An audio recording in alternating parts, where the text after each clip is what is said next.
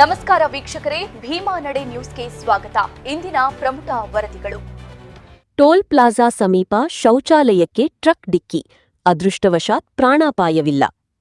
ಬಾಗಲಕೋಟೆ ಜಿಲ್ಲೆಯ ಬಾಗಲಕೋಟೆ ತಾಲೂಕಿನ ಹೊಸೂರು ಕ್ರಾಸ್ ಸಮೀಪದ ಟೋಲ್ ಪ್ಲಾಜಾ ಬಳಿ ಬುಧವಾರ ಸಂಭವಿಸಿದ ರಸ್ತೆ ಅಪಘಾತದಲ್ಲಿ ಬೆಂಗಳೂರಿನಿಂದ ಕೊಲ್ಲಾಪುರದತ್ತ ತೆರಳುತ್ತಿದ್ದ ಟ್ರಕ್ ಚಾಲಕನ ನಿಯಂತ್ರಣ ತಪ್ಪಿ ಟೋಲ್ ಪ್ಲಾಜಾ ಸಮೀಪದಲ್ಲಿರುವ ಶೌಚಾಲಯಕ್ಕೆ ಡಿಕ್ಕಿ ಹೊಡೆದಿದೆ.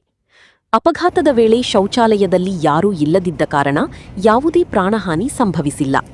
ಘಟನೆಯಲ್ಲಿ ಶೌಚಾಲಯಕ್ಕೆ ಹಾನಿಯಾಗಿದ್ದು ಟ್ರಕ್ನಲ್ಲಿ ಟೈಲ್ಸ್ ಸಾಗಿಸಲಾಗುತ್ತಿತ್ತು ಎಂದು ತಿಳಿದುಬಂದಿದೆ. ಅಪಘಾತದ ಮಾಹಿತಿ ತಿಳಿಯುತ್ತಿದ್ದಂತೆ ಸ್ಥಳಕ್ಕೆ ಪೊಲೀಸರು ಭೇಟಿ ನೀಡಿ ಪರಿಶೀಲನೆ ನಡೆಸಿದ್ದಾರೆ. ಅಪಘಾತಕ್ಕೆ ನಿಖರ ಕಾರಣ ಏನು ಎಂಬುದರ ಕುರಿತು ತನಿಖೆ ಮುಂದುವರಿದಿದೆ.